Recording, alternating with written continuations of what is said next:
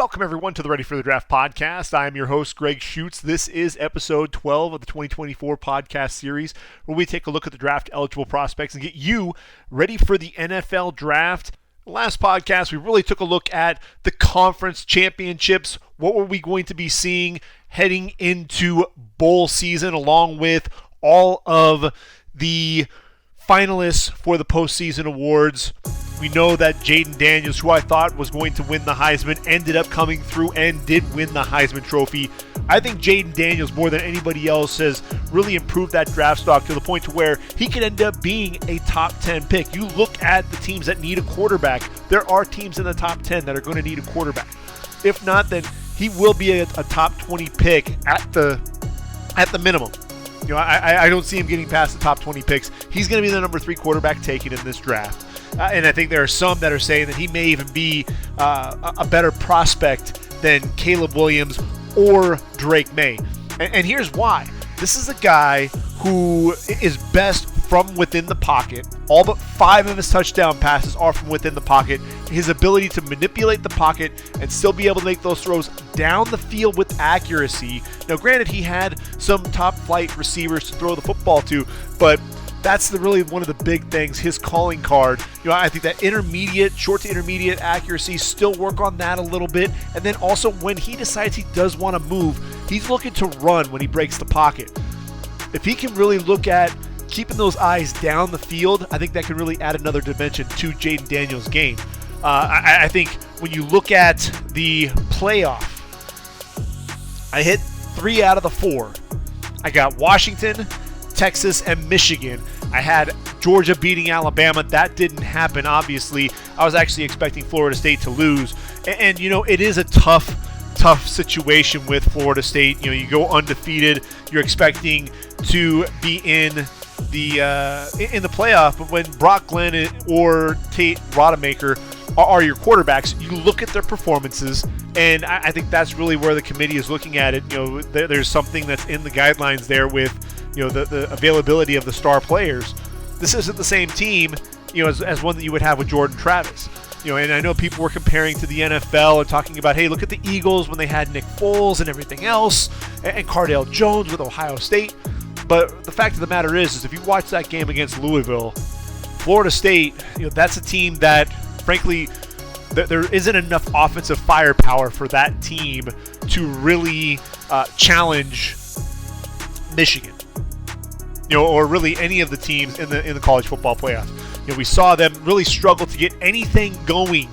You know, they're outside of a couple of runs by Lawrence Toafili in that ACC championship game. We really didn't see a whole lot going there. Alabama, on the other hand, you know, granted, they did struggle against Auburn, but what you saw there was a team that ultimately came together and beat Georgia 27-24. Jalen Milroe continuing to get better, although Milroe, to me, not a guy who's going to be a high draft pick or anything like that. But this is a team that I think is surging at the right time, and it makes perfect sense. I think, you know, we'll talk about that bowl matchup in next podcast. We'll take kind of the back half of the bowl season, you know, in the next podcast. But I think when you look at the end of year, you know, the running back, Ollie Gordon, we got that one right. Cody Schrader, though, the Bullsworth Trophy, I think that really makes a lot of sense. Leatu Latu getting both the Ted Hendricks Award and the Lombardi. Look, this is a guy who 56 pressures, most in the FBS. And yes, you know, this is a guy that the medicals, it's going to be huge to see what's going to happen with him. But I firmly believe that Leatu Latu should be a top 10 pick. I think he's the best edge rusher. I know a lot of people are higher on Dallas Turner, but if the medicals check out for Leatu Latu, the head and neck injury that he suffered there at Washington, you know, with the Washington doctors ultimately medically retiring him there in 2020, I just, if he's healthy, if they say, you know what, clean bill of health, he is a top 10 pick. He is the top edge rusher, premier edge rusher, in my opinion, in this year's draft class. Not only does he have the sack totals, but he's also a guy that can get after the quarterback and put a lot of pressure as well. Not just getting home, but also being able to affect play after play after play. Number 15 for the Bruins absolutely got it done. And then you look at the Bednarik and the Butkus Award going to Peyton Wilson. Here's another guy who, I look at him and it's all about the medicals, right? Because if Peyton Wilson gets a clean bill of health, this is a guy that we could be talking about as a first-round pick.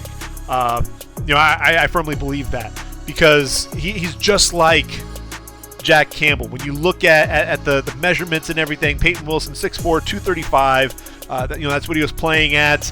Over 400 tackles, 48 tackles for loss, 15 sacks, 7 interceptions, 13 pass breakups. A guy that looked this past year, 138 tackles, clean bill of health.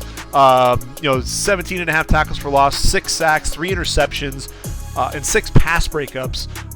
The biggest thing is it's those the shoulder and the knee issues that he's had there while with the Wolfpack. But I think the pre-draft process is going to be huge for him because if the medicals check out and he has anywhere near the performance that Jack Campbell had at the Combine, then I think Peyton Wilson could very well be a first-round pick. When you look at what Jack Campbell put together, 302 tackles, 12 and a half for loss, 3 sacks, 5 interceptions, 10 pass breakups. You're looking at some comparable numbers there with where Peyton Wilson is. And then when you talk about Jack Campbell, his performance at the Combine, that's really the biggest thing is the athleticism. That's what you want to see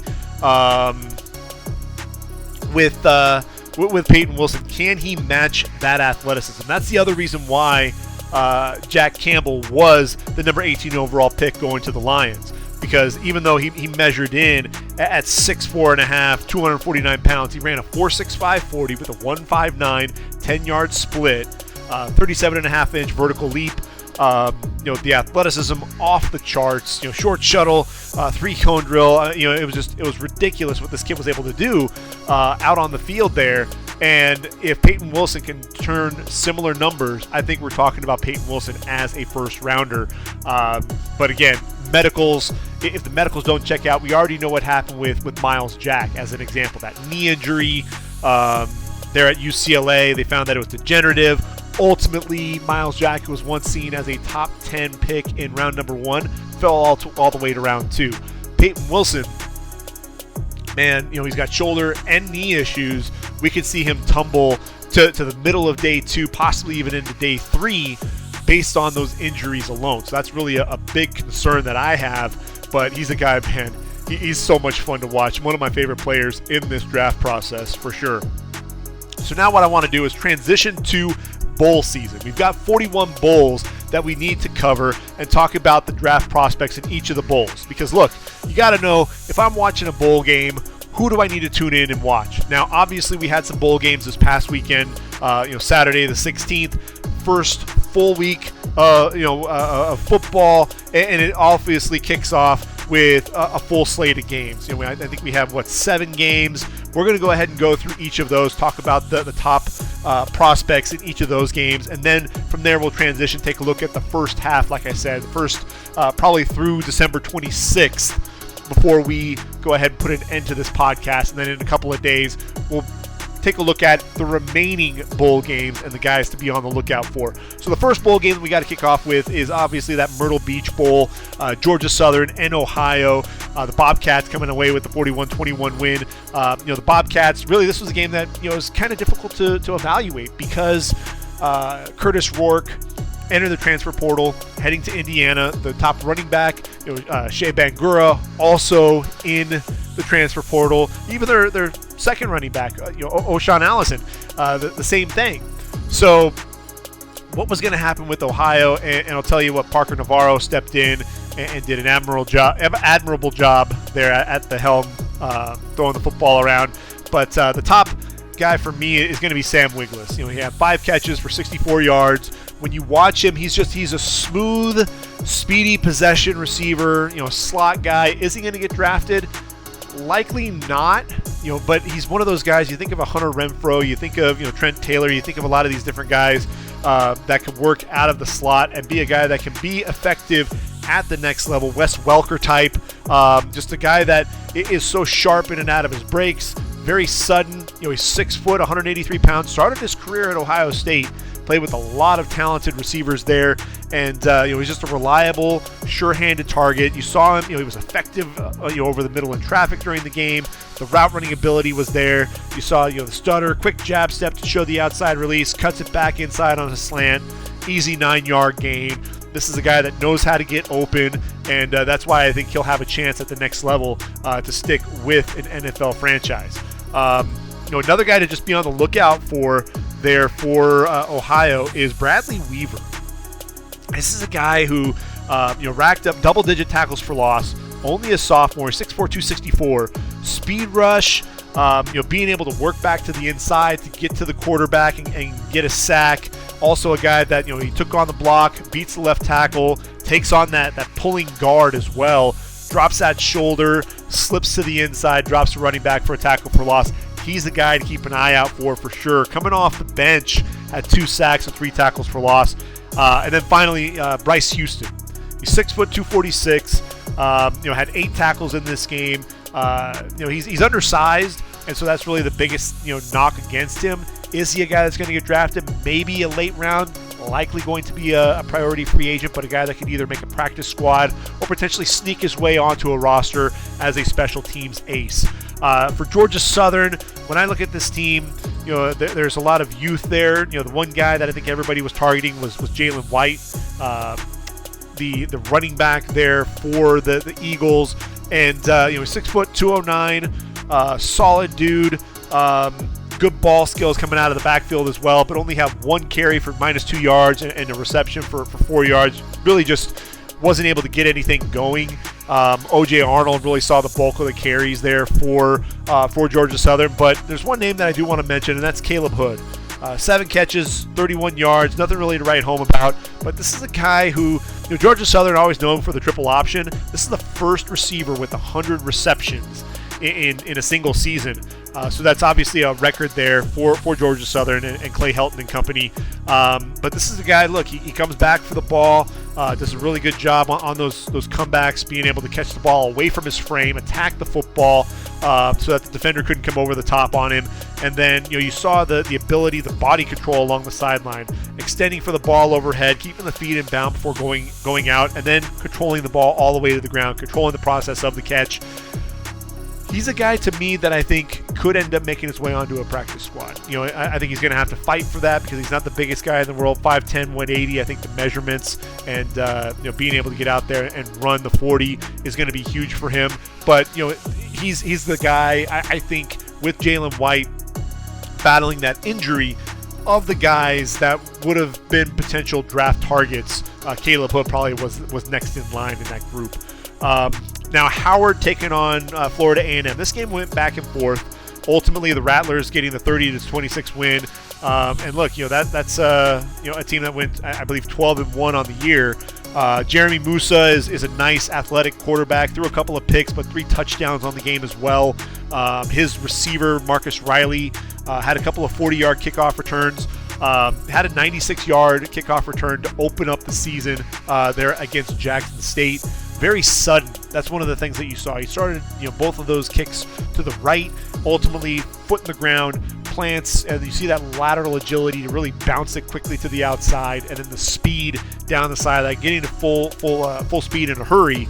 Now, the guy really to watch out for, again, another guy who's only a sophomore, but Anthony Dunn Jr. Is a guy that really popped on my radar. This is a guy that had 8 sacks coming into the game, 12 tackles for loss. And he went up against the left tackle, Anim Denkwa, there for Howard. And we'll talk about him here in just a second. But, this was an NFL-type matchup, with the NFL prospects. You saw the stutter, making a lateral cut then to cross the face, get back to the inside with a quick arm over, closes in on Quentin Williams, ultimately made him fumble, scoop and score by FAMU, ultimately called back because he grabbed the face mask. This guy, he's a very emotional player, high energy guy, needs to contain his emotions a little bit. But man, you saw the speed coming off the edge. You saw his ability to use the hands and really swipe at Denkwa and being able to bend and get into the backfield and really made things difficult there for Quentin Williams. Really, like I said, a high motor, high energy type of guy coming off the edge. And then Kamari Young, their tight end, I think he may get a look. 6'4", 245, had 3 catches for 78 yards. Guy 15.3 yards per reception coming into the game. This guy was a weapon. He was a weapon up the seam, catching the ball away from his frame in front of the linebacker, turns up the field for a gain of 16 yards. You saw him running a crossing route, planning, spinning back to the inside. Very athletic play to pick up 44 yards. Not much of a blocker by any means, but a guy that was very athletic, a guy that was able to catch the football over the middle in traffic on a 4th and 5, from the 39-yard line, getting into the red zones. Really strong hands because the safety coming over the top was trying to attack it and rip it free.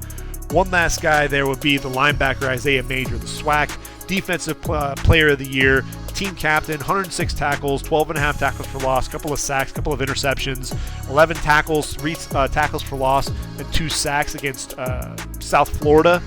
Had the game-clinching interception, really drove downhill on a screen. Ultimately, the receiver slipped down, was able to jump that route, and at full speed, lay out, diving catch, get both of those arms underneath the ball, ended up sealing that win with a $145 to play. So those are guys to me that are going to be on the radar. Major is 6'1", 230, the linebacker. Young's, again, 6'4", 245. Those guys are both draft eligible. Anthony Dunn, we got to wait at least one more year before he makes himself eligible for the draft. Then I mentioned Aneem Dankwa. This guy is enormous. He's 6'9", 362 pounds. He's going to the East-West Shrine game, so we really want to see what he can do there. 35 and 5/8 inch arms. I'll tell you what, he needs to work on his footwork. This was one of the things to where very slow feet. They weren't matching his hands. Anthony Dunn was really giving him a lot of issues with the speed, was able to catch him on the outside and cross his face back to the inside. He was really just looking to overpower guys and wanted to throw them aside. Just so slow with this change of direction. That's really what I worry about with him is, does he have enough lateral quickness? Does he have enough foot speed? A lot of times you'd see the very quick first step and then he'd square up Anthony Dunn and then you see him kind of backpedal. And at that point, a lot of his momentum is going backward and it's going straight back, where Anthony Dunn is trying to bend around the edge. He's attacking his hands. He's crossing the face. He's getting into the backfield, and Dankwa just couldn't really recover. So I think the East-West Shrine game is going to be huge for him if he wants to get himself drafted. Now, the Jacksonville State-Louisiana game went into overtime, and Jack State with a 34-31 win. The kicker, Garrison Ripa, 2 field goals, including the game clincher there, and those were the first 2 field goals of his career. Now, Nathan Thomas, Louisiana's offensive tackle, 6'5", 333. They've had draft picks coming from the Raging Cajuns: Robert Hunt, Kevin Dotson, Max Mitchell. Thomas is a guy that could very well see himself get drafted on day 3. Decent, long arms, not quite 34 inches, but really big hands. I think that Nathan Thomas is a guy that's probably going to kick inside the guard, much like Robert Hunt did as well. But he battled an injury and ultimately wasn't able to play in the game. I was looking forward to seeing that, and we just didn't get to see that happen. And then Colby Fuqua for Jack State. He had a nice game, 9 tackles on the day. The Auburn transfer, and this is a big dude. That's one of the things that I think was impressive watching his speed. He's 6'3", 220, and 78 tackles on the year. Had 18 tackles against Coastal Carolina. He was rushing Chandler Fields, beat the left tackle, flattens out in a hurry, chases him down. The quarterback kind of planted and doubled back. Couldn't bring him down there, but the effort to chase him all the way to the opposite side and ultimately force the quarterback out, I thought that was really nice to see. Then you also saw him with a hard jab step up the field, cross the face of the tight end, Neil Johnson, blow up a run play before it got going. He's the guy that I think will at least get a look because he's intriguing. Is he a true nickel? Is he a safety? Is he a linebacker? Is he could he be that Divine Diablo type of a player with that skill set? I think that's something that's going to be interesting. And then Perry Carter, the receiver, 4 catches, 69 yards, and a touchdown there on the outside as well. He's another guy that I thought was a playmaker for Jack State in the bowl game. We move on to the Cure Bowl, and man, this was in Orlando, and man, FBC Mortgage Stadium was just a hot mess. It looked like just a deluge going on here. Just the downpour. You really couldn't get much going in terms of an offense. When you look at Miami of Ohio, their best players are underclassmen. Matt Salopek, 10 tackles, pass breakup on the day. This is a guy that has 3 straight seasons of 100-plus tackles.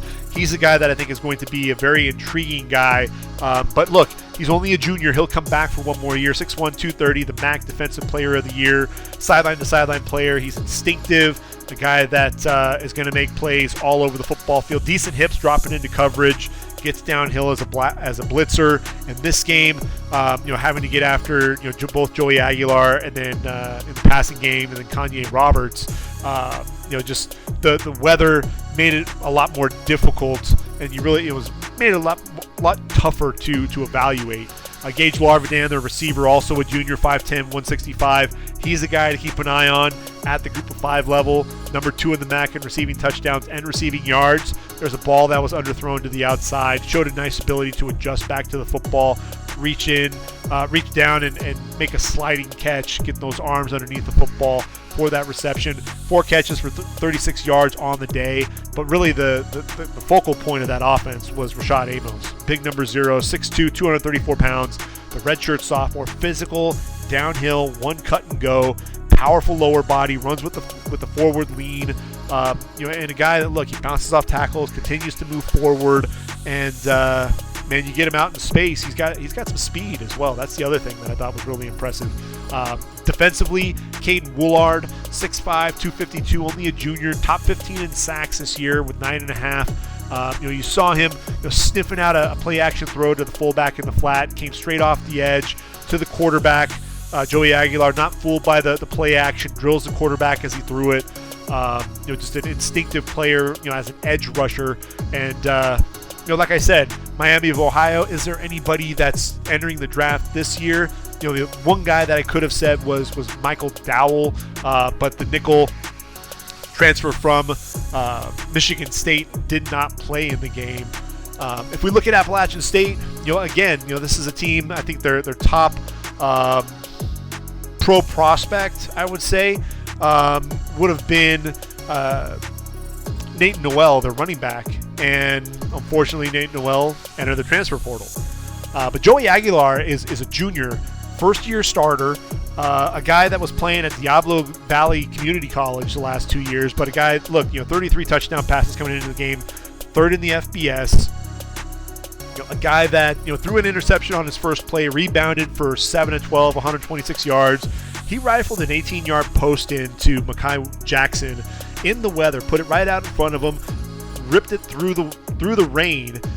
You saw him putting the ball on the money on a post play. Mekhi Jackson again dropping the football there, but being able to also find Caden Robinson, his number 1 wideout, a guy that I was really impressed with, making plays there on the outside. Was able to, on a go route, put the ball over his shoulder and allowed him to make a play, not only on the football, but then be able to carry that on down the field after the catch. I think Joey Aguilar, look, he dealing with the weather, 18 of 32, 211 yards and an interception. Also was able to score on a run play.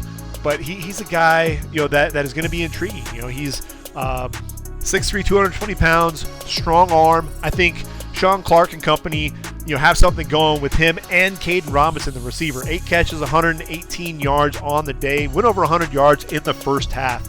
Showed the ability to beat the corner off the line of scrimmage, gets vertical in a hurry. Ball thrown a little short, was able to still haul it in over his shoulder. Broke tackles.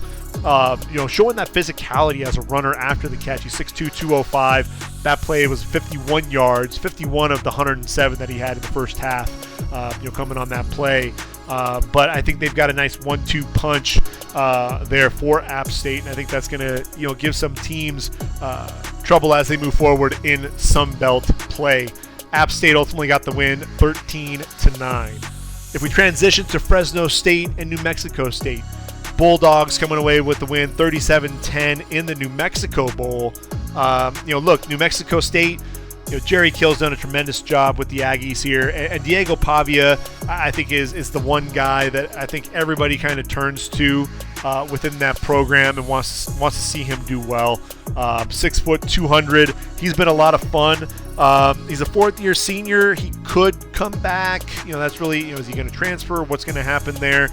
What is Diego Pavia going to decide to do? He's a dual threat. Had 18 carries for 72 yards and a score, but just 11 to 25 for 58 yards and a pick as a passer. That's really the biggest thing with him, is he's inconsistent throwing the football. Over 2,900 yards passing on the year, 877 yards, which led the Aggies on the ground, 32 total touchdowns, 8 interceptions, was the Conference USA Offensive Player of the Year. Just an undersized, mobile quarterback, dual threat, could rack up yards as a runner. I just don't know that he has enough skills as a passer to really make it at the next level. So I expect him to come back, play another year there for Jerry Kill, but I think it'll be really tough for him to find his way onto an NFL roster. Carlton Johnson is one of the guys that I have my eye on there for Fresno State. Really, didn't have a huge day because New Mexico State struggled throwing the football. This is a guy who, he was a track guy in high school. He's 5'11", 160 pounds, likely not going to get drafted, but a guy that could be a priority free agent. And a guy to watch out for next year is going to be Malik Sherrod, the running back. 20 carries for 90 yards, along with 8 receptions for 81 yards. So he showed the ability to not only be an effective runner, both between the tackles and on the outside, but also as a pass catcher. And it's 5'8", 173 pounds. He kind of, I liken him to that Ronnie Rivers type. A running back that could stick around in the league for a little bit because of his ability to potentially be a weapon in the return game, but absolutely as a change of pace back. But Fresno State really outclassed New Mexico State in this game. Boise State and UCLA. Look, this was a tale of two halves. UCLA was down 16-14 going into halftime. Colin Schlee was their quarterback. He actually goes down to injury after a long run. I want to say it was like 50 yards.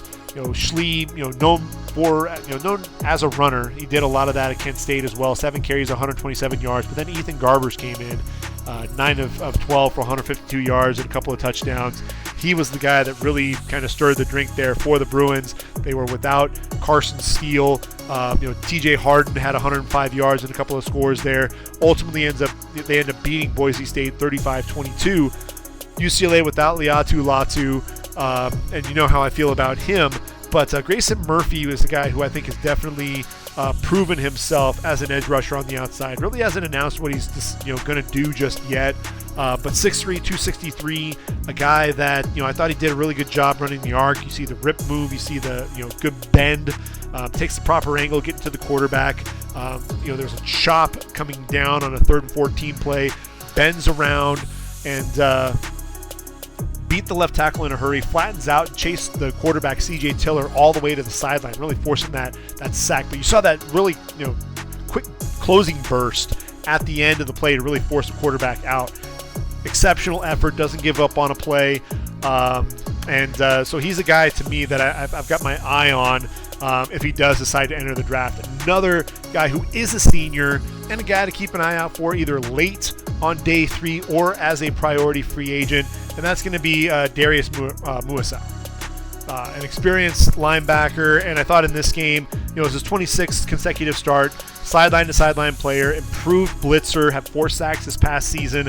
There was a throw to the tight end, Riley Smith, in the flat, closed in a hurry, wrapped him up in the open field. You love to see the ability to make those plays, be a reliable tackler in the open field. Also saw that on a screen play to Ashton Gianti. He was sitting in coverage over the middle, shot to the outside, dropped the running back for a 4-yard loss. Good read and react coming downhill. And that's really was an impressive play. Look, 11 tackles, 2.5 tackles for loss. Did everything he could in his final game there with the Bruins to showcase what he could do for NFL scouts. But look, Ashton Gianti is the future there for Boise State. 5'9", 210, only a sophomore, but we'll be talking about him in next year's draft class. An all-purpose running back. if there ever was one. Over 1,200 yards on the ground, 552 yards as a receiver going into this game. You saw the contact balance, the bounce off defenders, a guy that could get skinny coming through the hole and just continually running through tackles. 55 broken tackles, first in the FBS coming into this game as well. 85 yards on the ground, 17 receiving yards on 4 catches as well. George Holani also showing off some of his skills. 138 yards on the ground, 2 touchdowns, long of 66 yards. This is a guy that 2-time 1,000-yard rusher. Didn't do that this year because of the breakout season that Gianti had. But, man, this is a guy that definitely showed some elusiveness in the open field, his ability to plant and cut and avoid defenders and be able to juke inside and then cut back outside and burst coming down the field. He's a guy that's going to be a day 3 pick, I think, and he did everything possible in this game to continue to showcase that ability, make sure people didn't forget about him. Boise State, though, look, without Taylon Reed, the quarterback, a guy who's transferred to Arkansas in the transfer portal, I think Boise State was a little outmatched in the passing game. Just 117 yards through the air for C.J. Tiller, threw a pick as well in the game. But I think when you look at that, Boise State, I think George Holani, day 3, probably late day 3, feels about right for that group at this point. When you look at Cal and Texas Tech in the Independence Bowl, this was the nightcap. This was the game at the very end for everyone. And, I thought Patrick McMorris had a nice day, 11 tackles, 3 tackles for loss. A guy that comes downhill. I think that's really one of the big things that I saw in that game. He liked to come downhill, had a nose for the football. I thought at times he got lost in coverage, but he makes quick breaks on the football and does a good job just really making plays not only around the line of scrimmage, but getting back and in coverage. I thought he was exceptional there at San Diego State, transferred to Cal, and was one of the leaders on that defense. So Cal, obviously Jaden Ott is the guy that everyone's going to be talking about, led the Pac-12 in rushing, over 1,200 yards. And look, he's 6 foot 200. He and Gianti are 2 guys that we have to be talking about for sure in next year's draft class. You saw just the burst, his ability to get outside, and then the speed, setting up his blockers, juking guys in the open field. Only had 42 yards on the ground. Did score a touchdown in the game. But look, Cal was just outmatched by the Red Raiders in this one. 34-14 was the final. Taj Brooks has already announced that he's decided that he is going to return to Lubbock, and that's huge for the Red Raiders. Had 99 yards and a touchdown on the day, as well as 5 receptions. Went for -3 yards, but look, when you talk about Taj Brooks, he's 5'10", 230 pounds. He's strong between the tackles, just bounces off tacklers. 95 forced missed tackles, which are most in the FBS according to ESPN on the broadcast. And a dude that he plants, gets downhill, and he's just going to run you over, run through you. Good hands as a receiver. It had 800-yard games. Had that streak snapped ultimately. With this game, came just a yard short, but definitely a guy that we're going to be watching in next year's draft cycle as well. So, mentioned that trio of running backs. I think those are guys that you can really get excited about. One other guy to mention is Tony Bradford. I was really looking forward to seeing what he could do. I thought that with Jalen Hutchings going down to injury, that definitely hurt them up front. With Bradford 6'1", 300. We didn't really get to see much from Tony Bradford, but what I like about him is that he can line up at all 3 of the positions there, whether it was defensive tackle, at the 5 technique, over the nose. He's a versatile player, a guy that has a pretty good burst coming up the field. You like the effort, chasing guys down from behind. He was just the guy that I was waiting to see a little bit more from in this game, and we just didn't get that. And this is a year with a very weak defensive tackle class in terms of the depth. So I think this is a year where Tony Bradford could potentially separate himself and actually get himself drafted. So I'm going to be curious to see what he can do during that pre-draft process. So now as we move forward, the next bowl game that we have on the radar is Monday's Famous Toastery Bowl. That's Western Kentucky taking on Old Dominion. And Malachi Corley is not going to be playing in this bowl game. 5'11", 211 pounds. He's built like a running back. That's one of the things that you see, the physicality with which he, with which he plays. A guy that knows how to get vertical. This is kind of the Deebo Samuel of this year's draft, if you will. Also, no Austin Reed at quarterback. I believe Turner Helton, Clay Helton's son, and the nephew of the head coach, Tyson Helton, will be at the helm.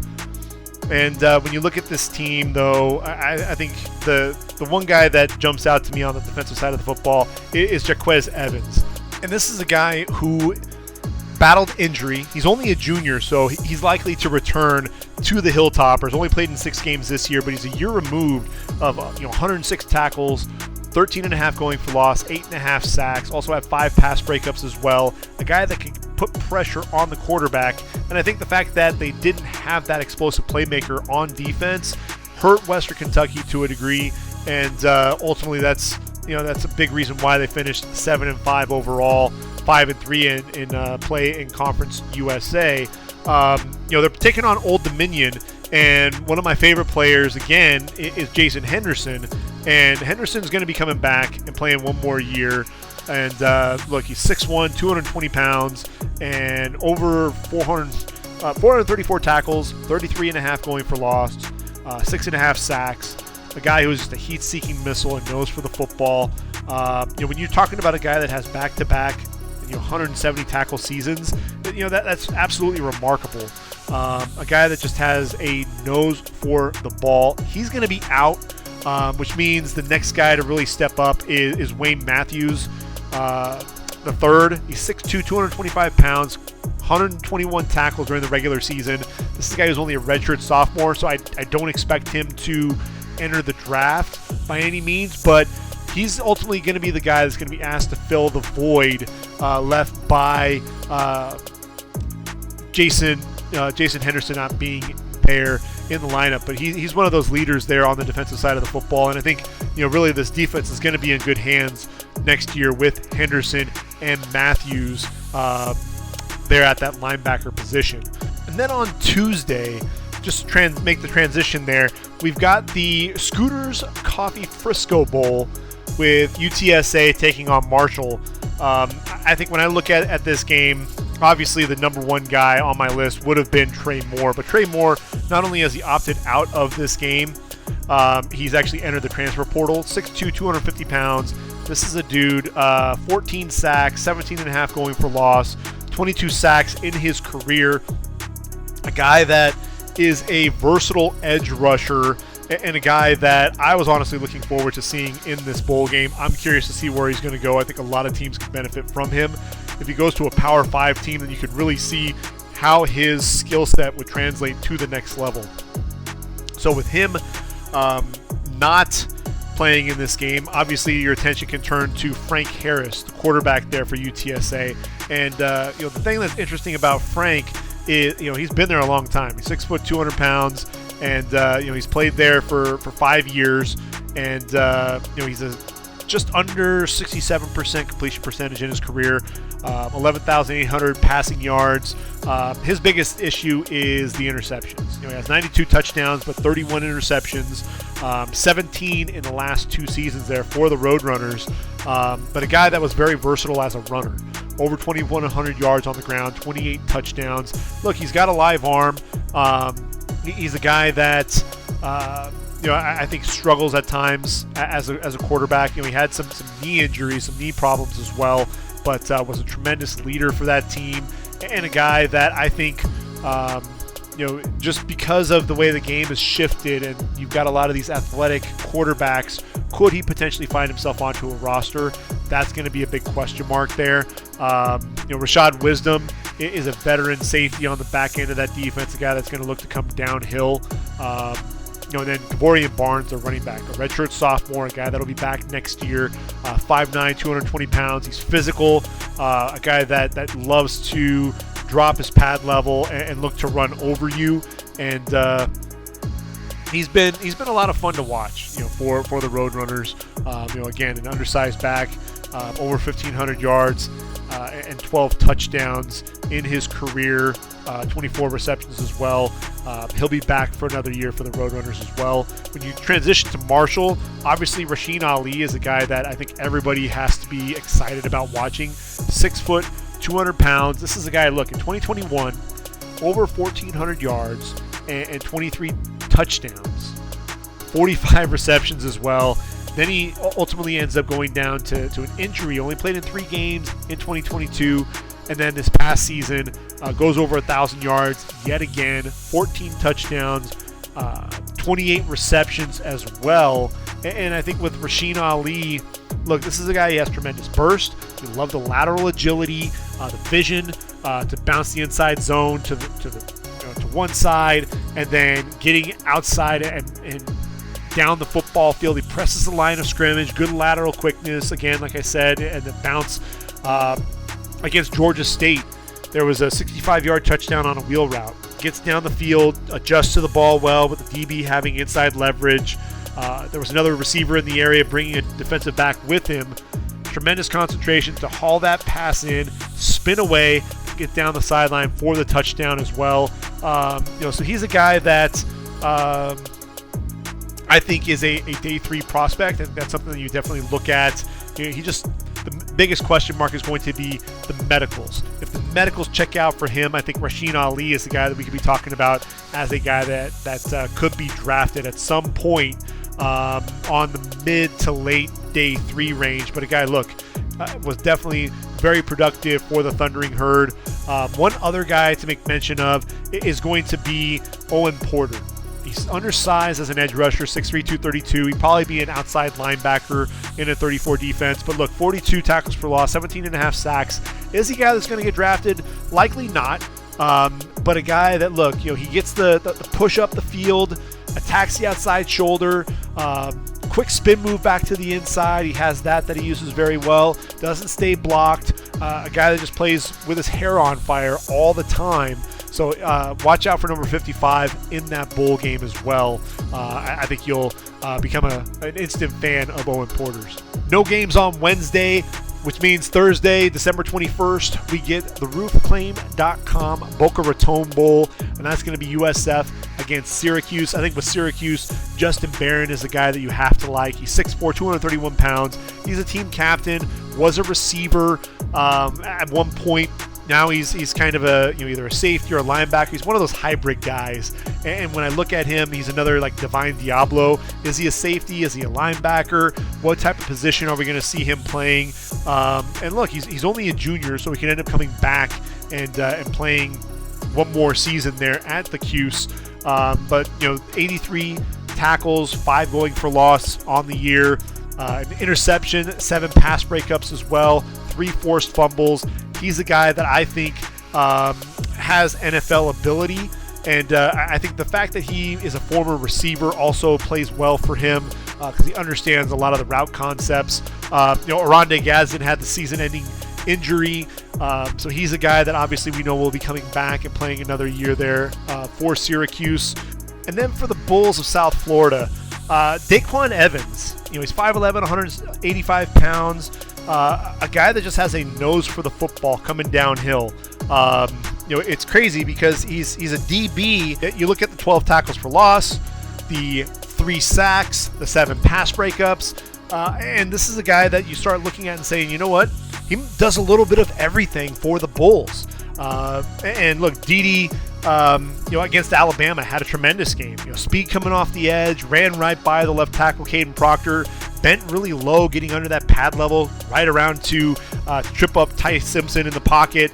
Was so fast coming off the edge on another play, just ran right around Proctor, way too slow for that speed. Showed he could get low, dip that shoulder, flatten out to the quarterback for a sack. So this was a guy that, high end, being able to get after the quarterback, and that was against Bama. Granted, it was early in the season, but still, this guy has really good athleticism and good instincts getting after the quarterback. He's a guy for me that I've just have fun watching play because he makes a lot of those plays around the line of scrimmage. Is he a guy that's going to get drafted? Likely not. He's kind of an undersized guy. But again, the instincts, a guy that wants to play downhill, he's a guy that's going to be a lot of fun to watch, if nothing else. Which takes us to the lone game on Friday, December 22nd. And that's Georgia Tech and UCF. And I think with UCF, you have to talk about Javon Baker, the receiver, 6'1", 208. 22.5 yards per reception, 6 touchdowns on the year. Guy that transferred from Alabama, really a solid route runner. I think that's the guy that UCF is going to have to get the football to. John Rice Plumlee slinging the football around there for the Golden Knights. This was a team that struggled to win some games there in Big 12 play, their first year there. But Javon Baker, I thought, really was the guy that continued to step up time and time again. One other guy to keep an eye out for is the running back R.J. Harvey. 5'8", 195, good strength between the tackles for a guy that size. Doesn't go down on first contact. An excellent receiver as well. That's something that I think definitely jumped out on tape. A guy that can even make some plays in the return game. And look, this is a guy, again, over 1,200 yards on the ground, 16 touchdowns, has 39 receptions in his career. And, again, did some kickoff returns, so he could be a weapon. He's undersized at 5'8", 195, but I look at him as one of those change of pace backs and a guy that I think could end up finding his way onto an NFL roster because he has some of that versatility. He has that speed. So he's definitely an intriguing dude, that's for sure. You've got Ricky Barber, the defensive tackle, 6'3", 295. This is a guy that has good athleticism. You're going to see some bull rush from him. You're going to see some initial quickness coming off the football. Ricky Barber, I think it's a guy that has shown tremendous ability and talent. Only played in 9 games this year. I was really expecting to see a huge banner year for him. But that just hasn't really happened. 23.5 tackles for loss, 12.5 sacks at that defensive tackle position. It's going to be interesting to see what happens because of some of the injuries. Is he going to get a 6th year? Is he going to enter the draft? I thought he was a guy that could end up sliding his way into day 3. Now I'm not so sure because he had kind of a shaky year this year. And then Tremont Morris Brash. He's 6'2", 245. He's kind of a hybrid defensive end, outside linebacker. Good speed coming off the edge. He was one of those guys that I thought showed really good, just relentless motor getting after the quarterback. And a guy that, is always going to bring that energy. And he just progressively got better each and every year there at UCF. 55.5 tackles for loss, 25 sacks, 6 pass breakups, a couple of forced fumbles, 4 fumble recoveries, returned one of those for touchdown as a freshman this past season. 2nd year with double-digit tackles for loss, 18.5, 8.5 sacks. So he's progressed every year from 3 to 3.5 to 4 to 6, now 8.5 sacks.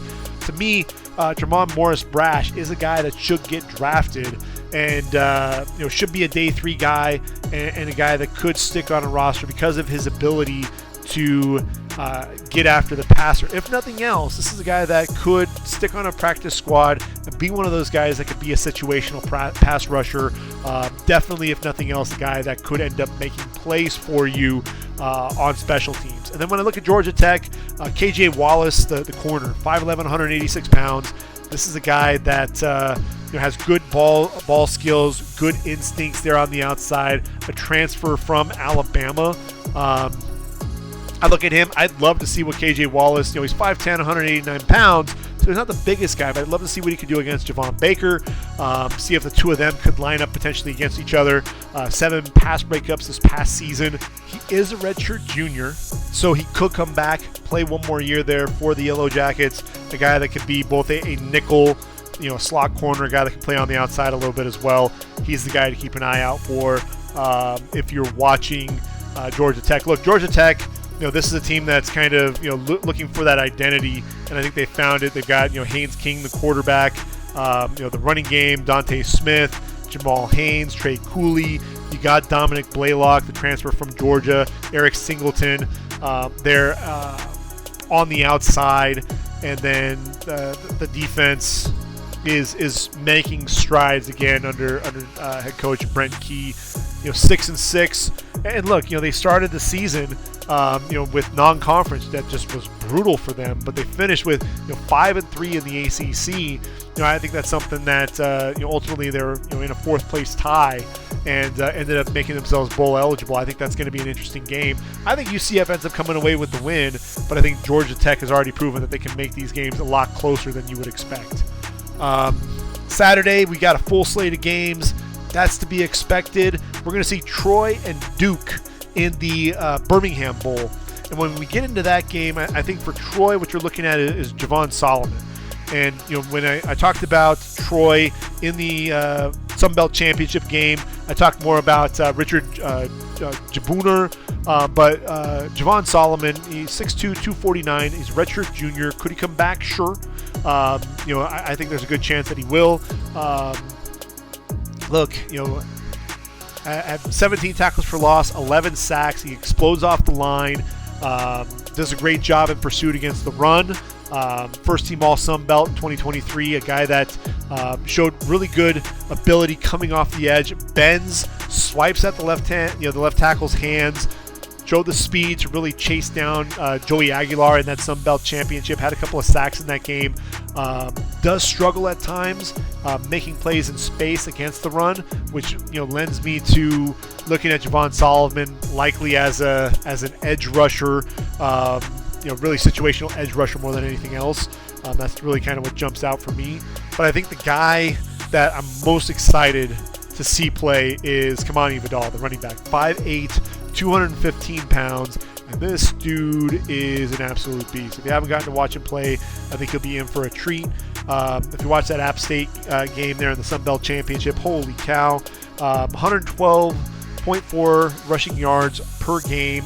That was 9th in the FBS, but look, App State just could not slow Kamani down. 26 carries, 233 yards, and 5 touchdowns. This is a guy that you see the speed.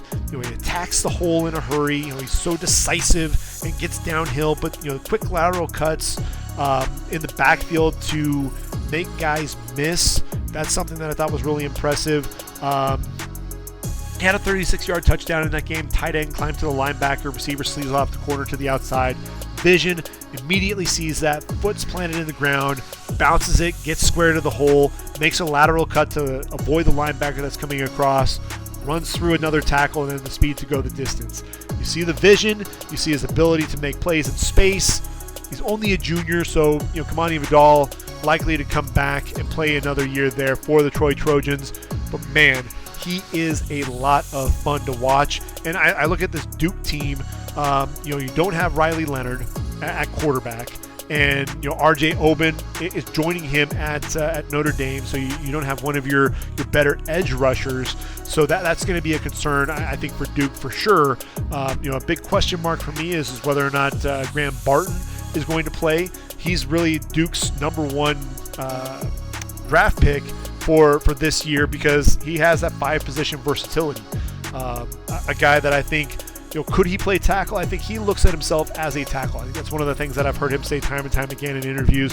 36 career starts, a guy that can play center, can play guard. I think he'll probably be looked at as a potential center at the next level first and foremost. But a guy that I think could end up finding himself in the first round because of that versatility. Look, when you talk about 5-position versatility and you look at guys that were drafted, Peter Skoronski is a name that comes to mind, and then before that it was Rashawn Slater. The versatility, NFL program, franchises love that. Get him into the organization and then figure out where he's going to fit best, into your scheme. He's just so light on his feet, and that's one of the things that's so impressive. He's so aware Makes excellent reads on stunts. They play Florida State. He's blocking the defensive end to the inside. The stunt takes Braden Fisk to the outside, picks him up, takes on Fisk, and then shows the strength to anchor. Fisk is a guy that, look, that speed to power, he's going to look to try to run you over, bowl you over, and he was able to anchor in a hurry.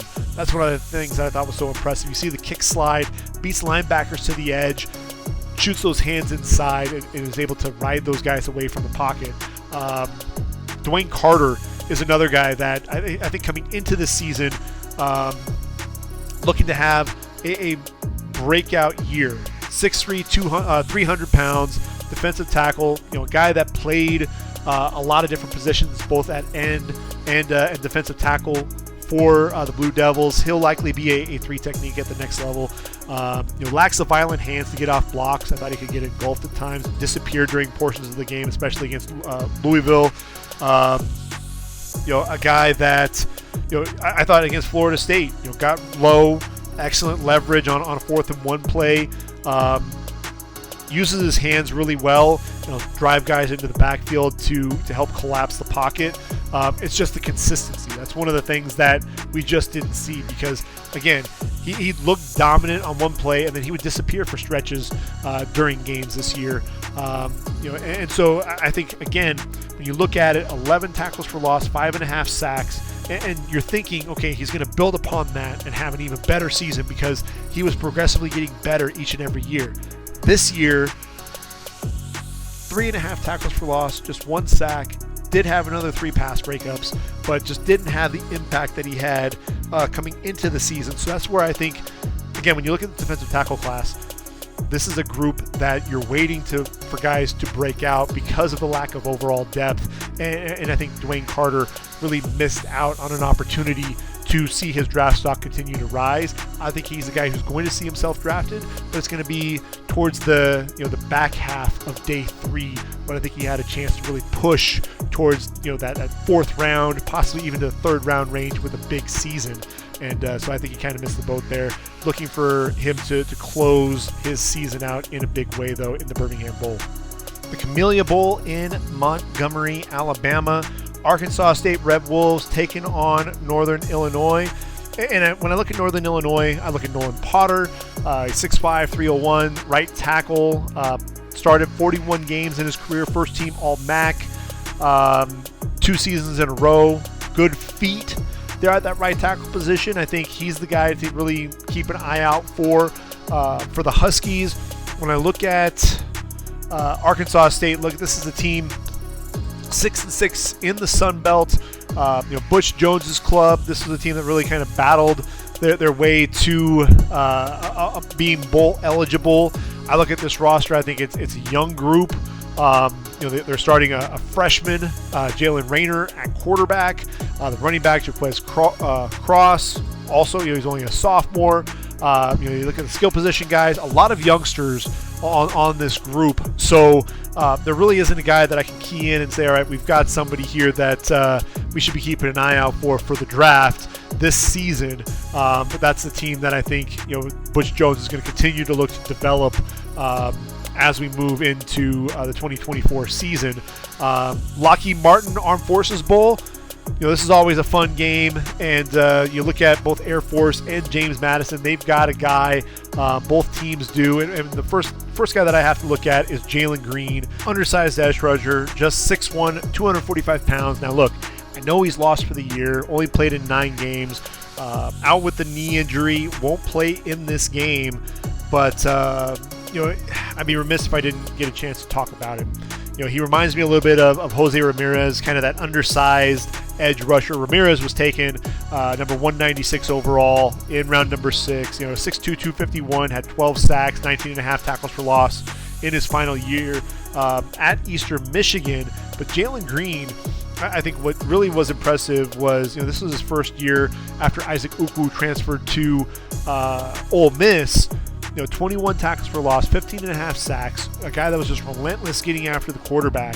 And it's a shame that, it goes down to the knee injury. Really, what does that bode, in terms of his career? Does he get another chance to come back to the Dukes? I don't know where he's at from an eligibility standpoint. Is he going to get a chance to, a chance at the next level? I think he's done enough to showcase his ability as a speed rusher. You see the hands, the speed to power, good with the push-pull coming off the edge as well. He doesn't have ideal length, but he has that speed coming off the edge. It can bend really well. You allow him to play in space, much like the Bucs have done with Jose Ramirez. Allow him to continue to develop as an edge rusher. I think Jalen Green deserves a chance at the next level. I just don't know if that's going to happen following that knee injury, which is really a shame. But when you look at Air Force, you have to talk about the Jim Thorpe Award winner, and that's Trey Taylor. The safety, 6 foot, 205. This is a guy, he started his career there as a running back, but this past season, 71 tackles, 4.5 going for loss, 3 interceptions, 4 pass breakups. A guy that just, the instincts, he was a guy that he's a ball hawk. And he's the cousin of Hall of Famer Ed Reed. I think that's one of the things that they talked about on the college awards show was just his ability to learn from Ed Reed a little bit, but the instincts. I think that's really one of the things that jumps out. I think he's a guy that's going to get himself drafted. He's one of the better safeties in this year's draft class. Let's not get that twisted at all. Keep an eye out for number 7, the free safety for Air Force, and that is Trey Taylor. Famous Idaho Potato Bowl. You've got Georgia State and Utah State. And I think the guy to really look out for in this game is going to be Travis Glover of Georgia State. 6'6", 323 pounds, first team All-Sun Belt at the left tackle spot, has also played at left guard, right tackle. He's a big dude, has excellent size. He's going to be the guy to watch out for, I think, more than really anybody else on that field. And a guy that I think has the best chance to be drafted. They've got the running back Marcus Carroll, 5'10", 205. You love the contact balance out of him. He's a guy that I think will at least get a shot at the next level because of that athleticism, because of his ability to make plays in space. He was a guy that was really, he and the quarterback, Darren Granger, those were the two guys that really were the focal points of that offense. Carroll, over 1,300 yards on the ground, 13 touchdowns, also had 23 receptions on the year. A guy that just was a versatile weapon, once again, for the Panthers. A guy that likely won't get drafted, but I think he'll find his way onto a roster as an undrafted free agent and could make his way onto a practice squad because of that versatility. A guy that could end up being a change of pace back at the next level. But in terms of guys getting drafted, I think Travis Glover has probably the best potential to be drafted. Now you've got the 68 Ventures Bowl. This is going to pit Eastern Michigan and South Alabama. This is played in Mobile, Alabama. And, obviously Jarrett Voisin is a guy to look out for, the safety there for the Jaguars, 6 foot 205, first team All-Sun Belt, had 4 interceptions, good ball skills. That's one of the things that really jumps out when you watch his play. Really that veteran leadership that he brings to the table on the back end of the defense for South Alabama. They've got a running back in LaDamian Webb. He's only 5'7", but 208. Just a pinball guy, a guy that's really a lot of fun to watch when you watch him play. And then Yam Banks, the other safety. He's 6'1", 208, had 6 interceptions in 2022. He's a guy that's going to play both in the box and on the back end of the defense. I'm a big fan of Yam Banks. I think he's a guy that shows some versatility. He's played corner, but really I think safety is going to be his position. 15 tackles for loss, 2.5 sacks, 14 pass breakups. A guy that teams kind of shied away from a little bit. I think that's why we saw Jaden Voisin really kind of take a step forward this year. Was there were more passes thrown in his direction, and again he took advantage of that with those 4 picks, another 7 pass breakups on the day as well. I think those 2 safeties there for South Alabama, those are going to be the 2 guys that we really should be keeping an eye on more than anything else. Which takes us to the Las Vegas Bowl. Utah, Northwestern, and Cole Bishop, the safety. We already know this is a guy that is going to be He's my number 4 safety prospect right now. Just a physical presence on the back end of the defense, 6'2", 205. Look, 21.5 tackles for loss, 7.5 sacks, 12 pass breakups, 3 interceptions in his 3-year career with Utah. Just a nose for the football, a guy that likes to play downhill. He's going to hit you in the mouth, but a guy that can also play on the back end as in coverage. I just love his instincts and his ability to play around the line of scrimmage, play in the box as that box defender. And McCole Bishop, not going to be playing in the bowl game. One guy who is, though, is Jonah Ellis. And Jonah Ellis is the guy that's really burst onto the scene this year. He's 6'3", 232 pounds. Frankly, didn't really do a whole lot in his first 2 years, but this past season, 12 sacks, 16 tackles for loss. Just played in 10 games. He's battled some injuries, and he's only a junior, so there's a good chance that Ellis could come back for another season. He's a guy that I think is one of the better edge rushers in this year's draft class, though. He has this spin move that's just pretty. I mean, that's one of the things that I think his dad, Luther Ellis, his brother, Caden Ellis, they've really worked on their game and really working on those counter moves and what is your trademark move, and that spin move is absolutely that. Times up the snaps really well. The question really is going to be whether or not he actually plays. He has been battling those injuries. Does he come back and play another year? That's going to be the big question mark. And then how about Northwestern and the job that David Braun has done? We know how the season began with Pat Fitzgerald getting fired over the hazing scandal there, and still being able to battle their way to 7-5. Really a tremendous season. And when I look at this group, I think Bryce Gallagher and Xander Mueller, the 2 linebackers, those are the 2 guys that jump out for me. The thing with it is Bryce Gallagher, he's 6'2", 235, not the most athletic guy, but a guy that, look, he's got a tremendous heart, plays with good instincts, 6'2", 235.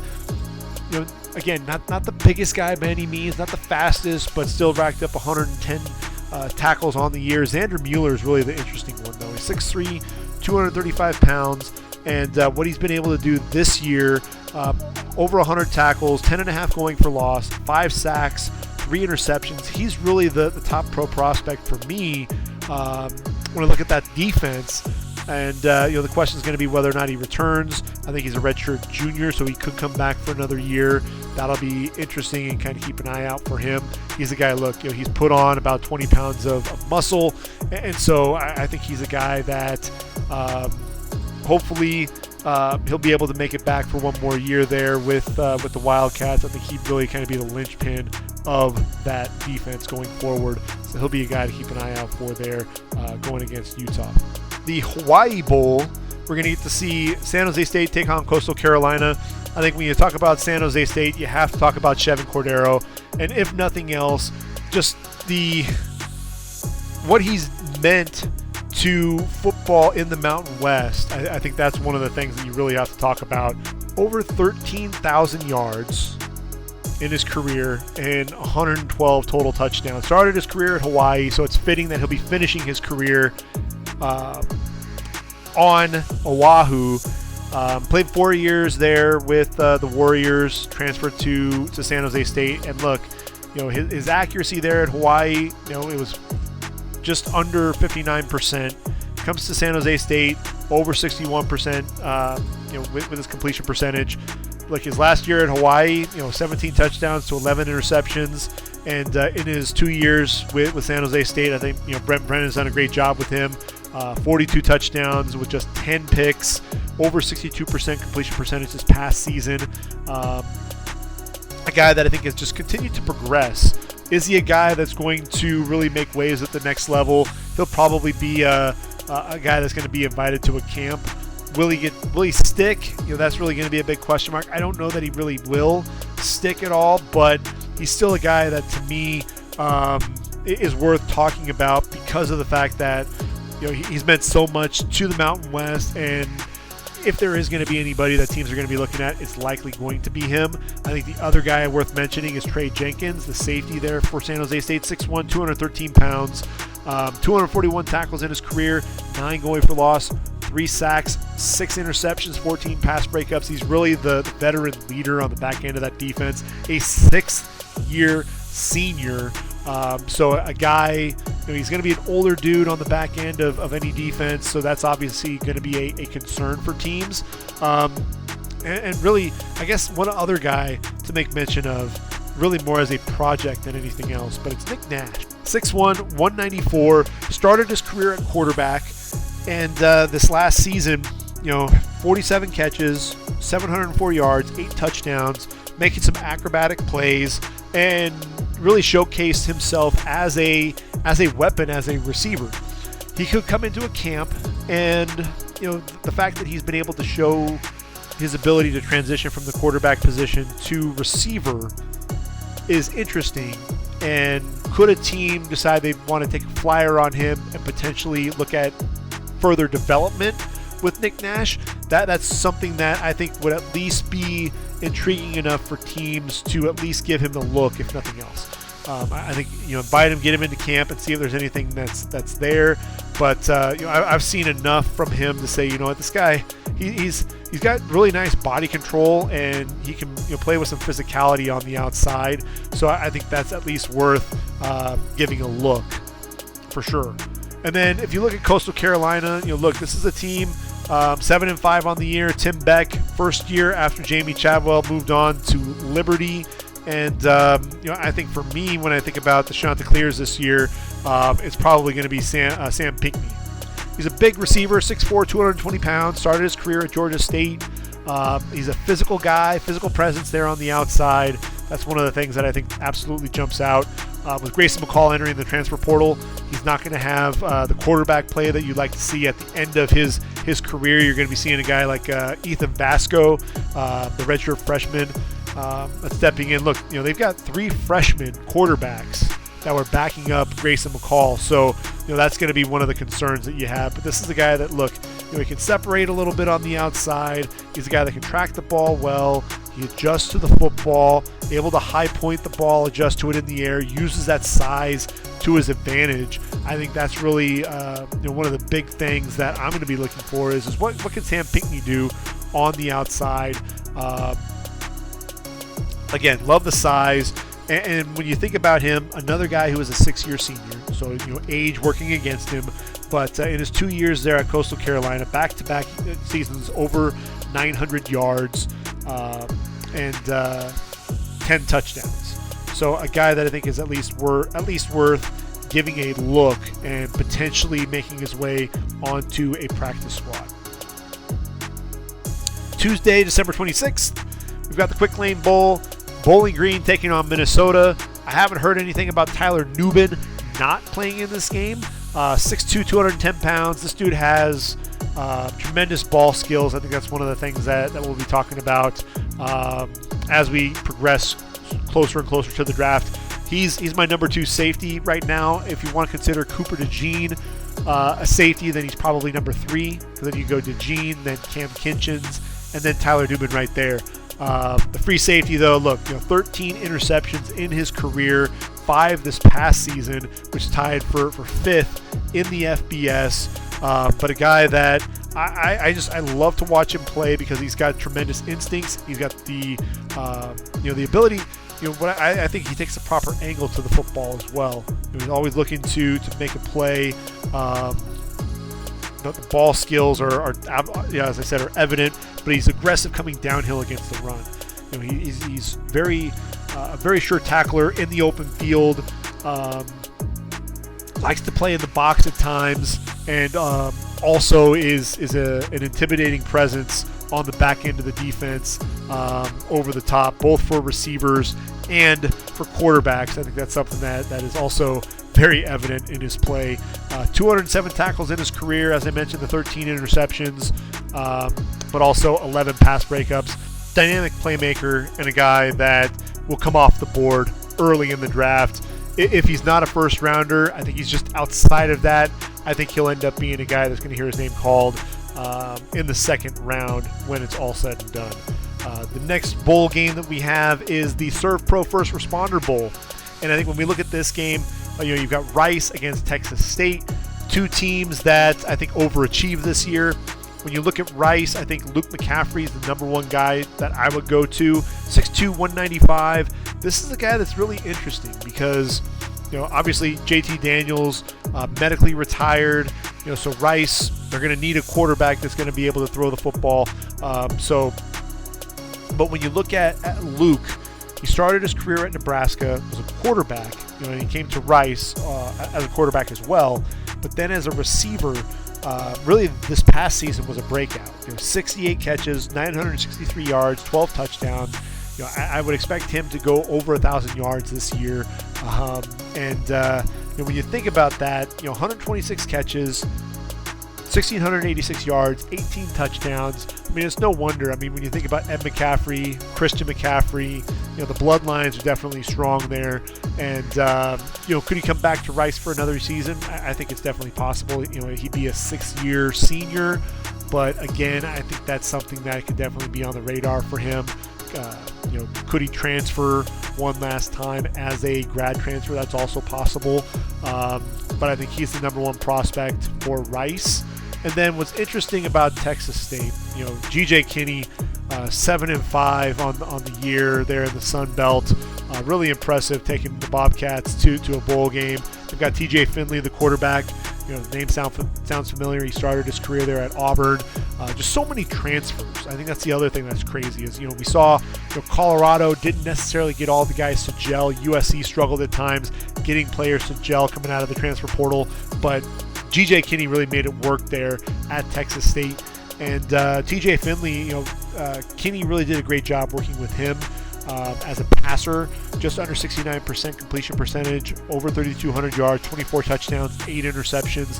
I think that is something that really catches your eye because prior to that, at LSU, he just threw 140 attempts, but a 57.1% completion percentage. At Auburn, 56.9 with 181. Shows up at Texas State, and suddenly this is a guy that's able to sling the football around and make some plays. I think that's one of the things that teams are going to be looking at for sure is the development. Is this a guy that could potentially sneak onto a roster? We'll be talking about that in next year's draft class because again, he is a redshirt junior, so he'll be back for one more year. Another guy on this roster, again, it's littered with young guys. Ishmael Mahdi, over 1,200 yards on the ground, 6.1 yards per carry, 10 touchdowns, 18 receptions as well. Only a sophomore, so he's going to be back for another year, but definitely a guy that is going to be one of the focal points there on offense. Defensively, Brian Holloway is an undersized linebacker, transfer from SMU, 5'11", 205, so he's an undersized guy, but 98 tackles, 16 tackles for loss, just a nose for the football. Again, the lack of size, to me, he's not a guy that I think is really viable at the next level. But one guy who is Ben Bell. Transfer from Louisiana Tech. He's 6'2", 238, a guy that I think could potentially be an edge rusher. And he's a guy that I think really we're looking to next season because, in his 2 years there with the Bobcats, 10 sacks, 16 tackles for loss, but really it was a development this year. 49 tackles, 13 tackles for loss, 8 sacks. A guy that has a pretty good get-off and a guy that has a nose for the football, can bend a little bit coming off the edge. He'd have to be a 34 outside linebacker, so really wanted to see what he could do in space. Again, that's for next year's draft class, but again, G.J. Kinney, what he's been able to do there at Texas State has really been phenomenal, and kudos to him for sure. And then finally, the last bowl game that we'll cover is the Guaranteed Rate Bowl, and that's Kansas taking on UNLV. And man, these are two programs when you think about over the last decade, and where Lance Leipold and Barry Odom have these two programs. It's remarkable. You look at Dominic Puni out of Kansas, the left tackle, 6'4", 320 pounds, first team All Big Ten, no sacks given up. I think he's a guy, when I look at Dominic Puni, 6'4", 320, does he have the length to play tackle? I think he's actually better off as a guard. I think he has starter potential at the next level, but I think that potential is going to be inside at the guard position. That's really where I think he's going to flourish. Kansas, you've got a guy like Kenny Logan at the safety position. He's a guy to keep an eye out for. 6 foot, 210 pounds. A guy that I think could end up making his way as a late day 3 prospect. A guy that I think is really the leader of that secondary for the Jayhawks. He's 6 foot, 195, 374 tackles in his career, 12.5 for loss, 6 interceptions, 19 pass breakups. A guy that really does a great job patrolling the back end of the defense. The win over OU had 10 tackles. Finishes out the performance again against Cincinnati, the last game, with another 10 tackle performance. Consistency. That's one of the things that you wonder with him. But look, this is a guy that had 2 seasons with over 105 tackles in 2021 and 2022. So I think he's a guy that could get a look as a potential draft prospect there. The corners, Kobe Bryant, Mello Dotson, both of those guys should stay for 1 more year. I think they have potential at the next level, but I think they need to stay. So that's the defensive side of the football. When we look at the offense, Devin Neal, that running back, this is a guy who is a top 10 running back in this year's draft class, but I think he's a guy that needs to come back and play 1 more year there in that offense, hopefully with a healthy Jalen Daniels, the quarterback, who's just a phenomenal athlete, phenomenal quarterback, but the last 2 years he's been battling injuries, and so we haven't really gotten to see his full potential at that quarterback spot. But Devin Neal, back-to-back 1,000-yard seasons, over 1,200 yards this past year, 6.6 yards per carry, 15 touchdowns, 24 receptions, has power between the tackles, excellent hands in the passing game, a guy that has speed on the outside. He needs to come back for 1 more year. One guy that's going to be a sleeper for me on the offensive side of the football that I don't think people are really talking about is Mason Fairchild, the tight end. 6'5", 250, a guy that could possibly play that H-back role. Really an inline blocker as well. I think he does a solid job there. One of the things that that I like with him is he's a solid weapon up the seam. Just always seems to find ways to get open. 60 catches, over 860 yards and 9 touchdowns the last 2 seasons at Kansas. This past season, just under 17 yards per reception. I think he's a guy, will he get drafted? Likely not. But a guy that I think could surprise and make his way onto an NFL roster, and a guy that could stick because he's a good blocker and he's a reliable target in the passing game. That's really one of the things for me. I talked about him last year. I thought that he was a senior, but I misspoke. Ultimately, he had 1 more year of eligibility as a 5th-year senior, and I'm glad that he did, because I think he's continuing to showcase his ability as a pass catcher there for Kansas. So keep an eye out for Mason Fairchild as well. I think he's a guy that could challenge to be a 3rd tight end on an NFL roster. So that'll bring an end to this podcast. Really the first half of bowl games. Next podcast I'm going to get recorded here in the next couple of days. We're going to go ahead and cover the back half of bowl season. We'll start with the playoff. We'll talk about Bama, Michigan, Texas, and Washington before making our way to games on the 27th, 28th, 29th, and 30th of December. Now remember, December 31st is a Sunday. That's reserved for the NFL, so we won't have any bowl games then. So again, there will be a lot to cover. We'll be talking about at least 1 pro prospect to keep an eye out for in each of these games. What I'll try to do is talk about at least 1 pro prospect from each team, not just 1 player to keep an eye out for. I think there are a lot of teams that have multiple guys that we should be watching out for. Obviously, when you're talking about the bowls and guys sitting out bowls to ultimately get themselves ready for the draft, that's something that comes into play. The transfer portal, you have a lot of other guys that are going to be sitting out as well, so you won't really get a chance to watch them as they end the season. So that's a little bit of a disappointment.